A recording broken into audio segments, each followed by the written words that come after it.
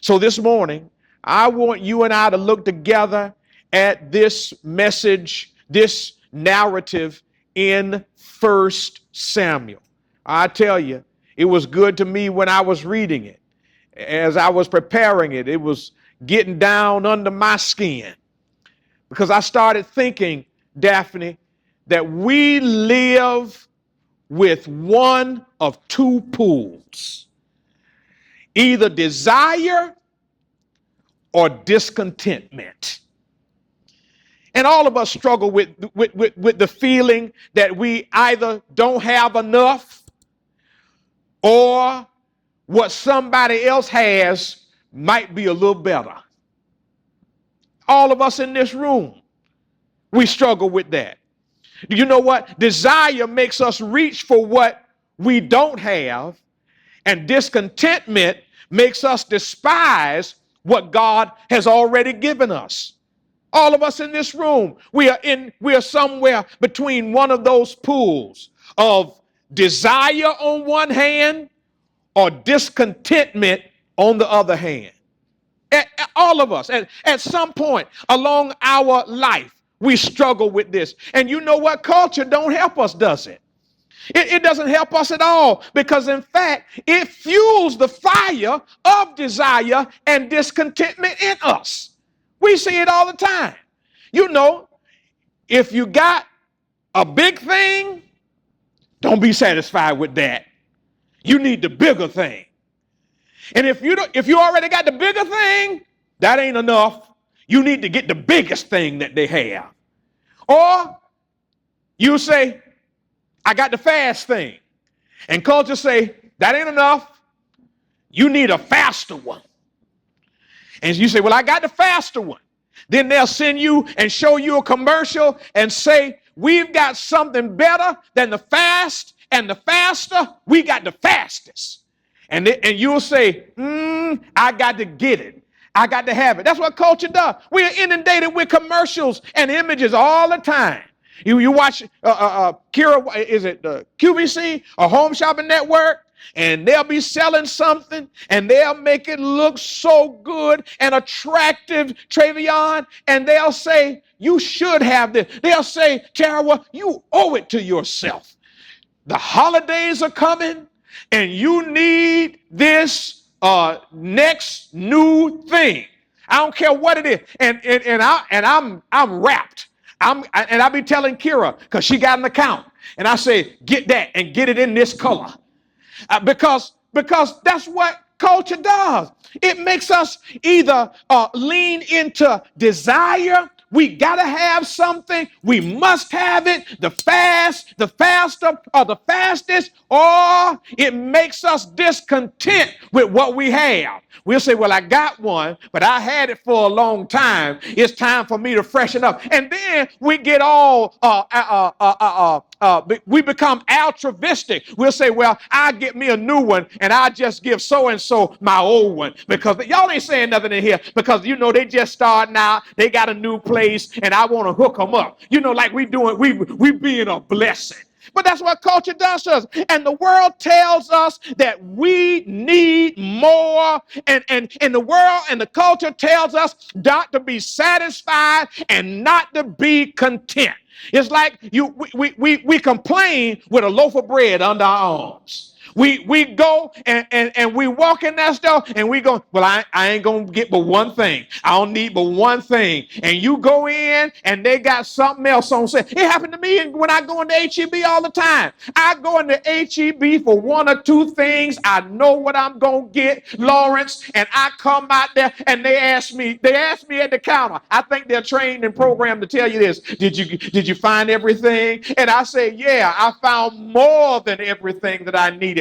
Because that's what happens when we become discontent, or we are so led and shaped by our desires, and the world feeds the fire of our desire and discontentment. And listen. That's what's happening right here in 1 Samuel chapter 8.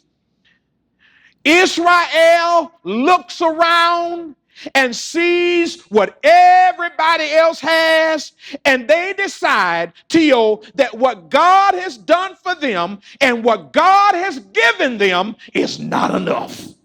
It's not good enough. It's not fast enough. It's not big enough. It's not new enough. It's not pretty enough. They decide what God has done for them, what God has given them is not enough. And what makes this so tragic is, Travion, that if you read chapter 8, if you flat black over to chapter 7, God has just demonstrated his power in their lives by delivering them. But in chapter 8, where we are this morning, they're already looking around at other nations, believing that what they have over there is better. It's that greener grass syndrome. Look, they doing good over there. They're doing good. Notice what happens if you're in the passage. Notice what happens in verse 4. So all the elders of Israel gathered and went to Samuel at Ramah, and they said to him, look, you're getting old, and your sons do not walk in your ways. If you're I'm in the passage. Because remember, Samuel, if you read the first 3 verses, Samuel has 2 sons, Joel and Ahijah. And they are crooked. They own the take. They're supposed to be leading the people, and they're taking advantage of the people. And so the elders come to Samuel, the prophet and the judge of Israel, and they say, listen, you're getting old, and your sons are not like you. Give us a king. Listen at their demand. Give us a king. We want a king. Give us a king. Now, before I tell you why they want this king, let me tell you about this demand. Because notice who's making the demand. It's the elders of the Israelite community. These are supposed to be the people who are helping the people of God be faithful and loyal to God. But instead of them helping the people turn their hearts toward God, they come to the prophet and the judge Samuel and make a demand of him to give them what they want. Y'all ain't saying nothing, because you would think that the leaders should be turning the hearts of God's people to God, wanting God's people to be faithful and loyal to him. You know, these are the leaders. These are the spiritual leaders of the nation of Israel.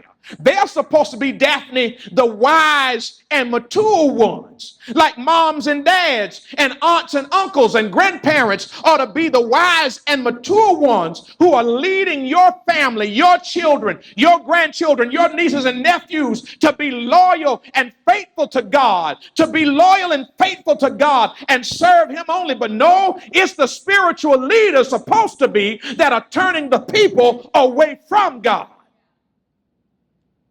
And we see it all the time. People who ought to be wise and mature, leading us to spiritual faithfulness and loyalty, are leading us away from God.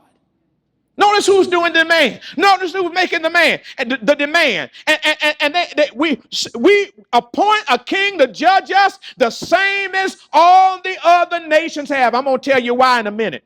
So notice what he does. He goes to the Lord in prayer. Because this thing wears Samuel down. Because he knows that this spells trouble. He said he goes to God, and listen to what God tells him in verse 6. Listen to the people. And everything they say to you, I want you to listen. And God tells them why. He tells Samuel why. He says, Samuel, they are rejecting you. They are rejecting me. They are doing the same thing they've always done since I delivered them out of bondage in Egypt. I delivered them. I rescued them. I saved them. I opened up the Red Sea for them and they rejected me. I fed them for 40 years in the wilderness. Their clothes didn't wear out. Their shoes didn't wear out. I gave them manna from heaven. I gave them quail. I gave them water from a rock. I protected them. I covered them, and they rejected me.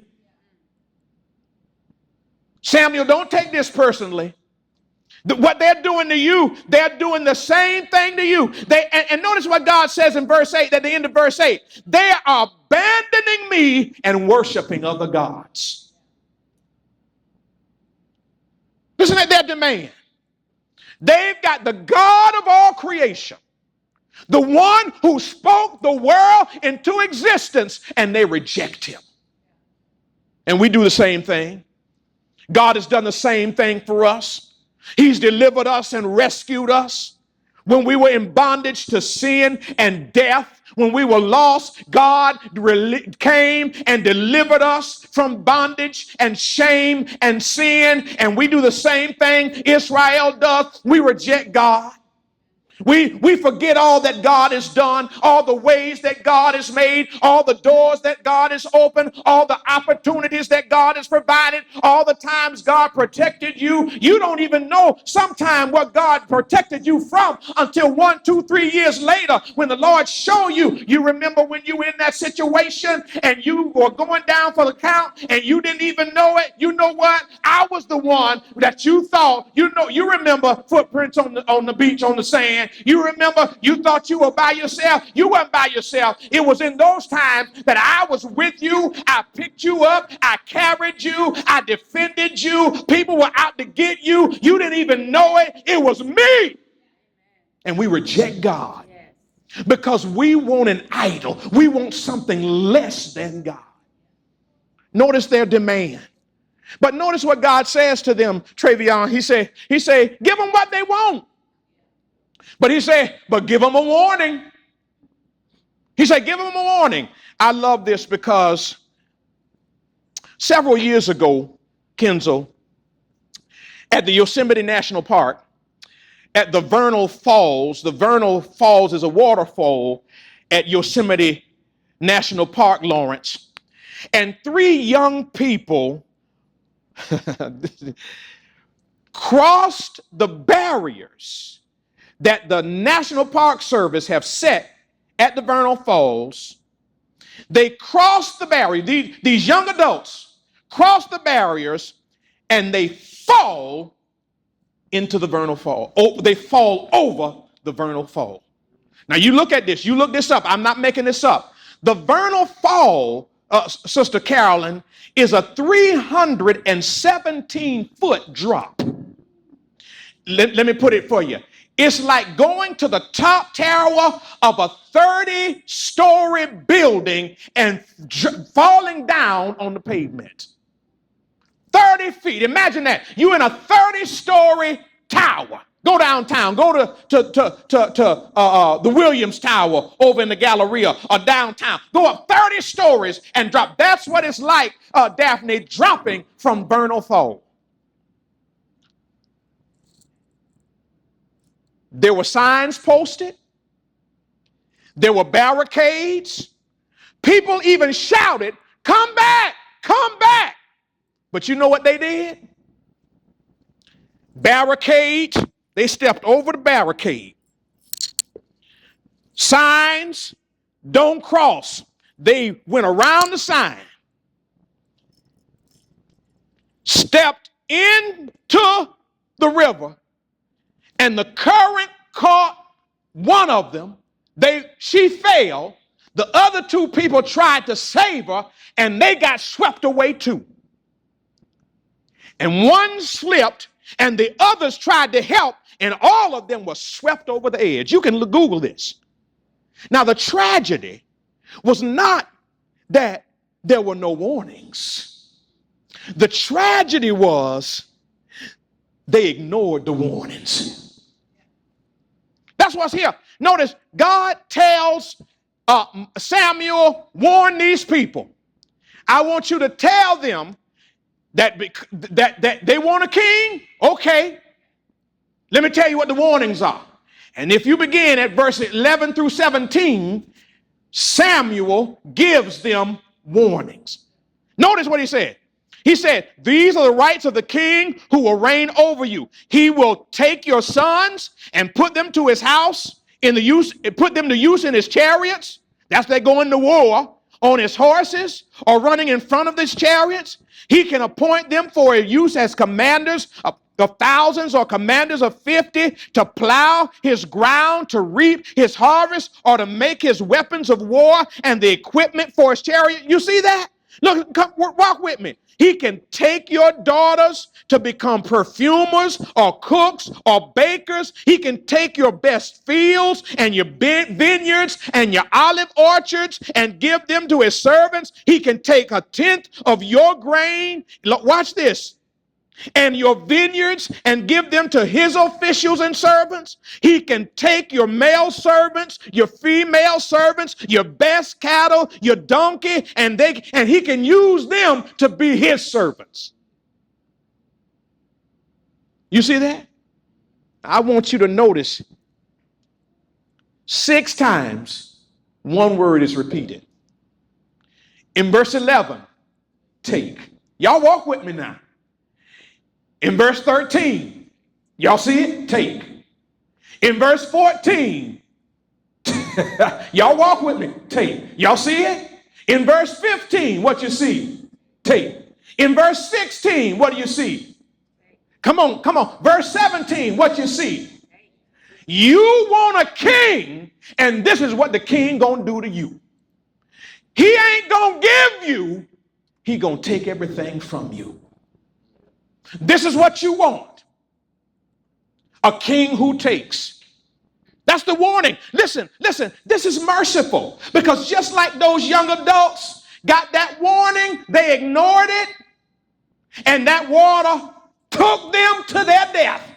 And God tells Samuel, tell my people who are rejecting me that if they want a king, it ain't going to be what you think it's going to be. He ain't going to be no giver. He going to be a taker. Notice what he said. He gives them a warning. And we have them all around this city, because we live in a floodplain. And they tell you they say, when you come to these places where there's deep water and you can't see, they got a little saying, turn around, y'all talk to me, don't drown. We see the warning, and we see it every year. Somebody will see it on KHOU, stands for Houston. They'll tell you somebody went in and drowned. Warning, barricades, signs. Warning! We got warning signs on everything. That don't apply to us. That's for kids. I know what I'm doing. Warning! Don't cross that line. I see it at national parks, not just as Yosemite. Don't feed the animals.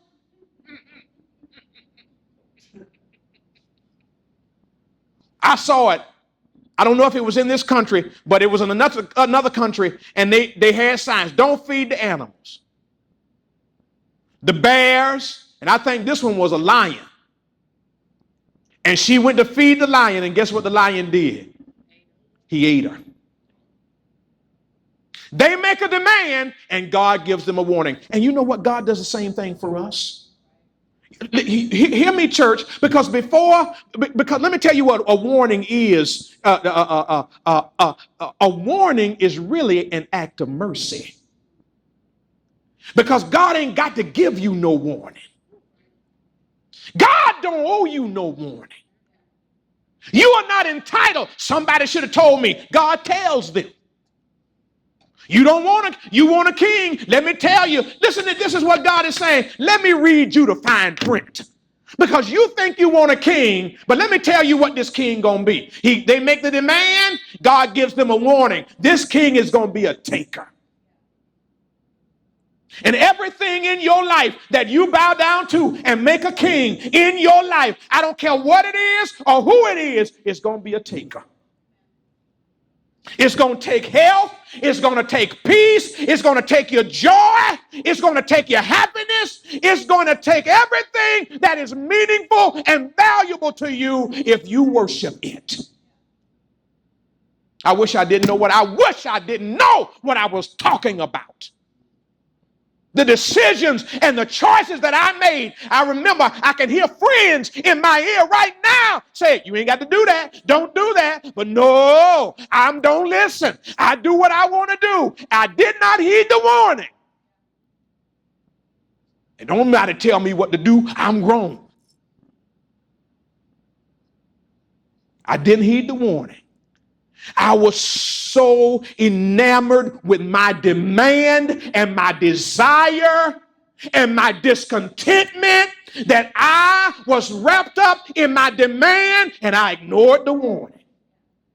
Red flag. This is what God is giving them, a red flag. And you know what they do? They ignore it. Because they make a demand, God gives them a warning, but I told you I was going to tell you why they want a king. Look with me. Look with me. Why do they want a king? They want a king. Listen, it's right here in verse 19 and 20. The people refused to listen to Samuel. Notice what they say in verse 19. No! They said, we must have a king over us. Listen to their motive and why. Then we will be, here's the word, like all the others. Our king will judge us, go out before us, and fight our battles. It's not that there was nothing, let me help you here. There was nothing wrong with them having a king, but they should have wanted the Lord to be their king. Y'all don't hear me? Instead of something less than the Lord. Don't miss this. Look, we want a king not for spiritual reasons, because a king was supposed to lead the people under the authority of God. They don't want a king for spiritual reasons to help them remind them who they were as God's people. They want a king for political reasons. That's why they want a king. We want a king who will judge us. Notice what it say. You see it? Who will go out before us and fight our battles. Now, the Lord has been doing this for them the whole time. Y'all don't hear what I'm saying? Y'all got to come on in here. The Lord been doing this for them the whole time. Let me say it again. The Lord's been doing this for them the whole time. And they go to Samuel, the man of God, and say, we want a king. They make their demand, they give their warning, and the reason why is because they want not to be spiritually mature and spiritually wise. They want to be politically powerful. That's why John says in 1 John chapter 2, do not love the world, neither the things of the world. For if any man loves the world, the love of the Father is not in him. Warning. Don't love don't love what the world doing. Don't desire what the world wants. Check your appetite, check your ambition, check your aspirations. He says, do not love the world. That word world he means is, here it is, that system headed by Satan that leaves God out. Somebody asked you, what in the world, what the Bible mean when it say world? That system headed by Satan that leaves God out. That's what the world is. And John tells you and me, he tells these first recipients of his letter, don't love the world. Warning! For everything in the world, the lust of the flesh, the lust of the eyes, and the pride of one's possessions is not from the Father, but from the world. Warning! So the question is, Daphne, why would anyone knowingly and intentionally reject a perfect king for an imperfect one? Why? Why would anyone, why do you, why do I, why do we reject a perfect king for an imperfect one? We do it all the time.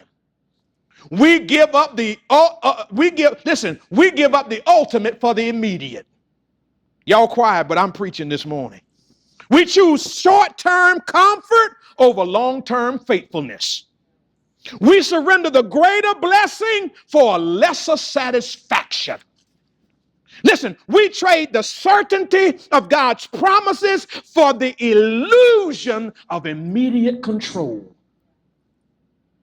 We trade the throne of God for the security of our own making. And that's where the request beneath their request gets exposed. This is what makes the request so dangerous, because they don't just want a king, they want to be like everybody else. They don't want leadership, they want likeness. And that's my point. Wanting to be like the world always costs more than it's worth. Hear me, church. Wanting to be like the world always costs more than it's worth. You've heard me say it, because wanting to be like the world, listen, it will always cost you more than you want to pay. It'll always take you farther than you want to go. And it will always keep you longer than you want to stay. Wanting to be like the world always costs more than it's worth. And here's why. Because the devil and the world always overpromise and underdeliver. Always. They'll set you up. Let me go back old school. The world will always set you up for the okie doke. Y'all ain't saying nothing in here. Every single time. It always overpromises and underdelivers. Wanting to be like the world, Travion, always costs Lawrence more than it's worth. The world always listen. It's like a fish who only sees the worm. It don't see the hook. y'all ain't in here. That's all the fish see. He don't see the hook. All he see is the worm. That's us. We the fish. All we see is the worm. We don't see the hook. Y'all ain't, you preaching this morning, Father Derek showing up. All we see is the hook. All we see is the worm. Ooh, that's a good looking worm. And you notice how fish, it's like fish terror are impulsive. As soon as they see the worm, they get on it. They don't see the hook. And let me tell you something. The world always advertises the worm. Y'all.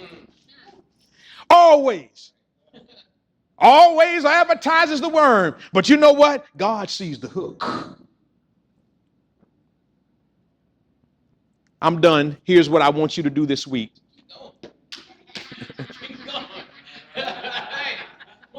Listen.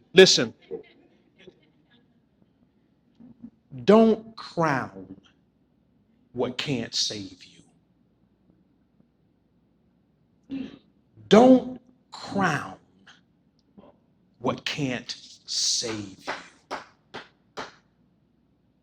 Before you give your heart to it, before you hand your peace to it, before you let it shape your desires, before you say, I need that to be enough, count the cost. Don't crown what cannot save you. Because wanting to be like the world always costs more than it's worth. You know what God does? He says, give it to them. If you keep reading, this is a beautiful passage. God says, give them what they want And Paul picks up the same thing. If you read in Romans chapter 1, the Bible says that God gave people over to a reprobate mind. That is, whatever their fallen desires were, they wanted their desires so much, Miss Carolyn, God said, give them what they want. They want it, give it to them. And the Bible says that the people ignore Samuel's warning. And the Bible says that Samuel goes back and tells the Lord and repeats everything that the people said. He repeats it back to the Lord. Now, let me tell you why that's significant. It's significant not because this is in there, not because God don't know what the people said. What the writer is showing us here is that Samuel is so faithful to the Lord that he goes and takes it to the Lord in prayer. Y'all don't hear what I'm saying. That's what he's trying to show us. And listen, the Lord says to Samuel, listen to them. The Lord said to Samuel, give them what they want. And you know what Samuel does? He sends them back home. And if you continue reading in the passage, Tara, continue to reading in 1 Samuel, God gives them their first king named Saul. And Saul is tall and handsome and everything you would want in a king. But he ain't the one. He does to them everything God warned them that would happen. He takes their sons and daughters. He leads them out to war. He takes. They want a king that will go before them and judge them and go to battle for them. And Samuel does everything they want. And he is a man who leads them away from God. But not only Samuel, they had another king. They had David. David is a good man, but David has his issues. Then they get another king. They get David's son, Solomon. He's a wise king, but he has 700 wives and 300 concubines. That's lesser wives. And he allows those wives to turn his heart away from God. And if you continue reading, they continue to have more and more kings. And eventually, the kingdom that was united splits and becomes the northern kingdom and the southern kingdom. And the northern kingdom never has a good and righteous king. They continue to have disobedient, rebellious kings that lead them away from God into idolatry, into child sacrificing their children. And then the southern kingdom, they have some good kings and some bad kings, but they don't have the perfect setup either. Because they get what they want. They get a king just like them. They get a king in their image. I like this. Israel wanted a king like the nations, but you know what? God gave us a king unlike the nations. That's who Jesus is. Jesus is the king who does not take our sons and daughters. You know what? Jesus is the king who becomes a son and takes our place and dies for us. He's the king that doesn't take from us. He's the king that gives us life and gives us protection and gives us provision. He's the king that saves us and rescues us. We don't need a king like the nations. We need a king unlike the nations. And you heard me read it in the gospel in Matthew chapter 10, verse 45. Jesus says, I did not come to be served, but I came to serve and to give my life as a ransom for many. That's the king you need. That's the king I need. That's the king we need. You know what? A king that we have, he comes and sits with us in our loneliness, and he's there present with us and gives us company and lets us know that weeping may endure for a night, but joy is going to come in the morning. That's the king that we have. The king that does not just sit with us in the storm. We have a king who can speak to the storm and say, peace be still. We have a king unlike the nations. That's the king we need. And I pray that's the king that you will begin to desire.